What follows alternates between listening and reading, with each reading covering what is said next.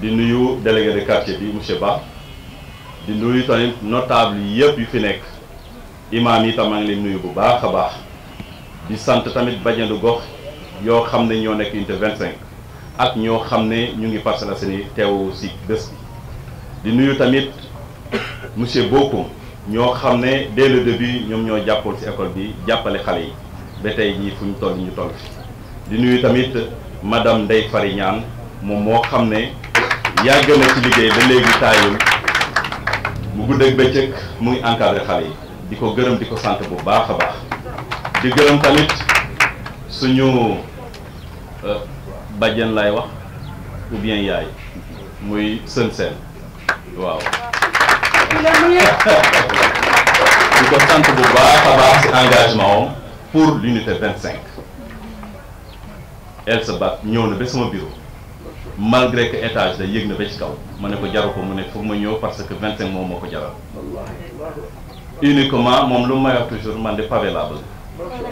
ma ne ko nag parcelle mag ñëpp soxla pavé actuellement mais nag dañuy wax tamit ñun tamit suñu poche fu mu toll parfois mooy difficulté bi yéen bi am nañ ko mais incha allah nañu def lu ñu mën ci gox bu nekk quartier bu nekk xool nan la ñuy defee loolu foofu gannaaw loolu école bi école ñëpp la parcelle lépp waaye tey jii comme ñoom nuñ ko ñaanee ah suñu amee conseil direction incha allah waa 27 nañ ci am part soobee yàlla loolu na seen xel daal école bi nag ñu koy yor état bi moo koy yor parce que formation ñoom ñoo koy yor ñun dañu bind projet bind nag ministère de la formation professionnelle jëbbal leen projet bi en entier directeur général de la formation professionnelle ñëw ba sama bureau mu ne ma gis naa projet bi mais incha allah nañ ci jàpp ñoom tam jëloon décision ma wàcc projet bi xaar leen ñoom ñu tabax ma ne leen ndimbal day fekk loxoy borom ñun duñu xaar ku ñu tabaxal lu ñu yor dañuy débuté as tuut bu ñu am nañ ko débuté mbir mi nag R+3 la mun na doon R+4 mais R+3 la ñuy sóoraale mais si diggante bi ñu am loo xam ne mën nañ tabax R+1 ñu ne nañ lancé marché ñun ñu débuté ndax mu am suba ñoo xam ne nañ ci fekk di ñu yeggali ko yàlla def ni tamit discuter nañ ci ak ay partenaires yoo xam ne visioconférence lañ defoon c'est des basques ay espagnols lañ bu ñu waxtaanee ma ne leen lii laa ciy def immédiatement lu ñu ma njëkk a wax su fekkee da ngeen ci dugal seen xaalis ñun on est prêt à s'engager à 100% pour def ci suñu xaalis pour jàppale leen lu tax parce que ñoom habitude ñu bëri dañ leen di tabaxal dañ leen di jàppale di tabaxal ba pare du ñu entretenir lu ñu leen jot a def lu ñu leen jot a jox ñu ne puisque yéen da ngeen jël engagement boobu bëgg a xeex lutter contre la délinquance contre le chômage contre l'immigration et tamit jàppale seen i askan seen ndaw ñoo xam ne tey jii seeni waajur seen loxo jotul seen gannaaw ngeen ne lii da war lañ ne parce que formation ça coûte cher privé koo mënti fayal privé sa doom nga fayal ko formation bu baax minimum soo moytu génne 50 000 jëm kaw par mois 25 000 50 000 di nga ko génne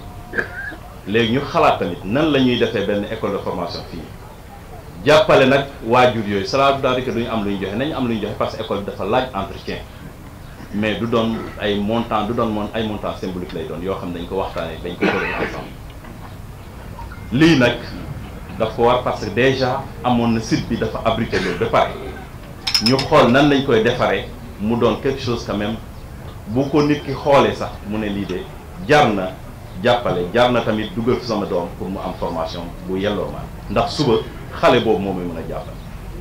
ñun nag du ñu joxe emploi mairie du joxe emploi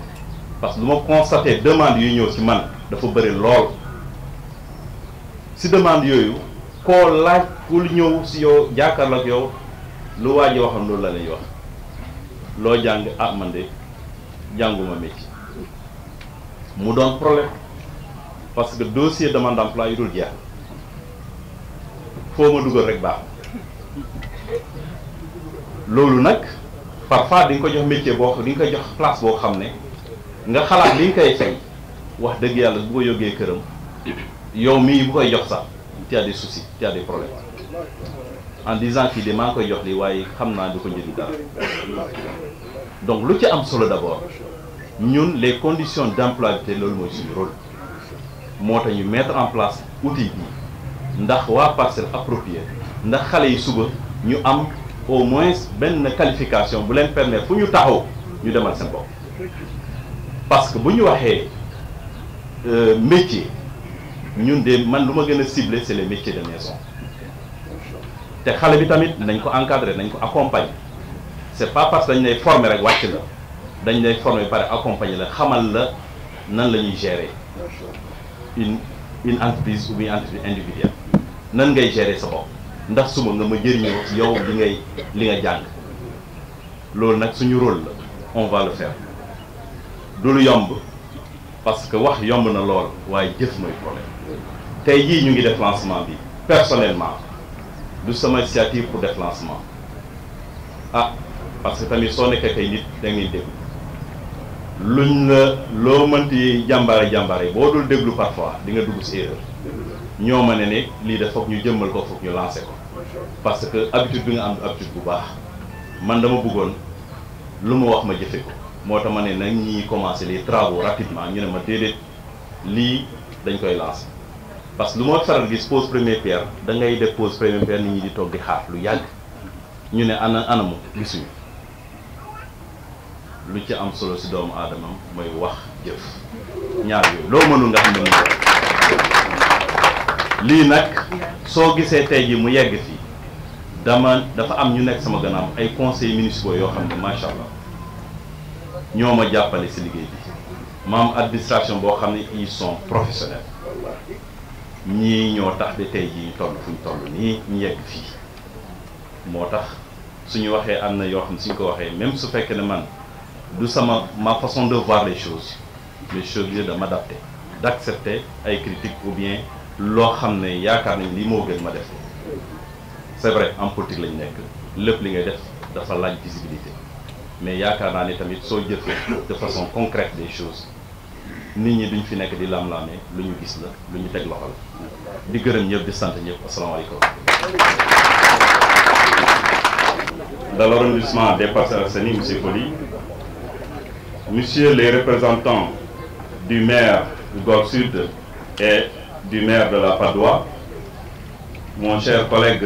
maire Diamé qui est là, honorables députés, mesdames, messieurs les adjoints au maire et conseillers municipaux de la commune des Parcelles Assainies, messieurs les notables de la commune des Parcelles Assainies, les chers amis et chers imams de l'unité 25, monsieur le représentant du commissaire de police de l'unité 22, monsieur le directeur général de l'IMO Groupe Sénégal, chers invités, chers badianou gox et relais communautaires, je vous remercie vivement d'avoir accepté de vous joindre à nous pour vivre ensemble ce moment historique dans la vie de notre collectivité territoriale. Il s'agit du lancement des travaux de construction de l'école des métiers, un projet majeur que nous avions soumis aux Parcellois au moment de solliciter leur voix. Je rends grâce à Allah de nous avoir donné la force et les moyens d'honorer un tel engagement souscrit devant nos concitoyens de la commune. Vous mesurez alors aisément la joie et la fierté qui m'animent à l'heure de procéder à la pose de la première pierre de ce chantier. Mesdames, Messieurs, avant d'arriver à la tête de la municipalité, j'ai parcouru la commune dans son ensemble. J'ai serré la main à des centaines, voire des milliers de jeunes et femmes avec qui j'ai eu l'occasion de m'entretenir. De ces discussions, il ressort que le chômage est souvent vécu comme une angoisse existentielle. Pourtant, ces jeunes et femmes rencontrés ne sont pas sans emploi par leur volonté. Au contraire, Ils aspirent tous à un travail pour préserver leur dignité et contribuer à la construction nationale. Malheureusement, sans qualification professionnelle,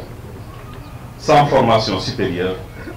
il reste évident que les chances d'accès à un emploi décent sont fortement réduites, pour ne pas dire compromises par un système peu soucieux de l'égalité républicaine et de la justice sociale. Ce système vicieux n'offre aucune perspective à un pan entier de la population dont le seul tort est de ne pas disposer de diplôme académique. Cette forme d'exclusion que rien ne justifie est une menace à l'équilibre de notre société. Pour ma part, je reste persuadé que dans la construction d'une commune dynamique et attractive, aucun parcelloir ne doit être laissé sur la touche. Chacun doit apporter sa pierre à l'édifice en mettant à profit ses compétences. C'est pourquoi, dès le début de mon mandat, face à des besoins croissants dans tous les domaines de compétences et des ressources hélas très limitées, j'ai fait une option préférentielle pour l'éducation et la formation. Le projet de construction d'un centre de formation professionnelle et technique dénommé École des métiers est donc une réponse à un besoin crucial: rapprocher les dispositifs de formation des réalités locales et doter les apprenants de compétences adaptées aux besoins du marché du travail en constante mutation. L'école des métiers se veut un centre d'incubation appelé à accueillir à l'horizon 2026 240 apprenants pour une formation dans des filières porteuses de débouchés tels que la menuiserie, la plomberie, la restauration, la couture, la coiffure, le numérique, entre autres secteurs. Un accent particulier sera mis sur la formation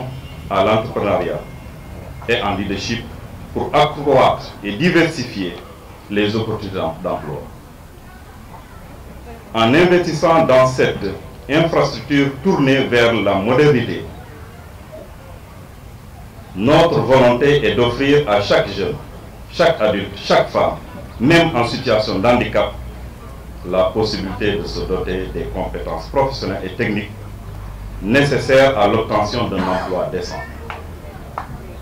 Notre engagement en faveur de l'éducation et de la formation professionnelle s'inscrit en droite ligne de l'agenda national de transformation Sénégal 2050, dont le troisième axe porte sur le renforcement de notre capital humain et l'équité sociale. Il est aussi en harmonie avec le plan de développement communal durable 2021-2025. Je tiens à manifester ma reconnaissance à tous les conseils municipaux, aux agents de l'administration municipale, aux membres de mon cabinet qui, en dépit des multiples obstacles rencontrés, ont toujours cru à l'école des métiers et l'ont soutenu avec dévouement. Merci au conseil consultatif de quartier de l'unité 25 et à toute l'équipe pédagogique de l'école unité 25 pour leur adhésion à ce projet. Je suis aussi particulièrement sensible à la disponibilité des partenaires techniques et financiers qui ont compris le caractère innovant et structurant de cette infrastructure. Dans quelques mois, s'il plaît à Dieu, l'école des métiers sera à la disposition de tous ceux qui sont en quête d'une formation de qualité et d'une insertion socio-professionnelle. J'exprime solennellement la disponibilité de la municipalité à tout mettre en œuvre en collaboration avec les autorités académiques pour assurer le démarrage effectif des apprentissages dès l'achèvement du chantier. Je vous remercie de votre aimable attention.